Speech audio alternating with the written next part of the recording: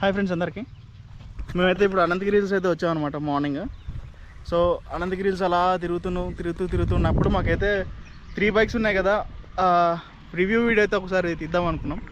So అక్కడ 3 bikes అయితే పెట్టి రివ్యూ అయితే స్టార్ట్ చేద్దాం అనుకుంటున్నాం. అక్కడ అంటే ఈ రివ్యూలో ఏంటంటే ఒక్కొక్కరికి ఒక్కొక్క డిఫరెంట్ వేస్లో వెళ్ళే వాళ్ళకి ఉన్న ప్రాబ్లమ్స్, ఇప్పుడు లోకల్లో తోలే వాళ్ళకి ప్రాబ్లమ్స్, లాంగ్ వెళ్ళే వాళ్ళ ప్రాబ్లమ్స్, అంటే ఒక్కొక్క బండికి ఒక్కొక్క ప్రాబ్లం వస్తుందన్నమాట.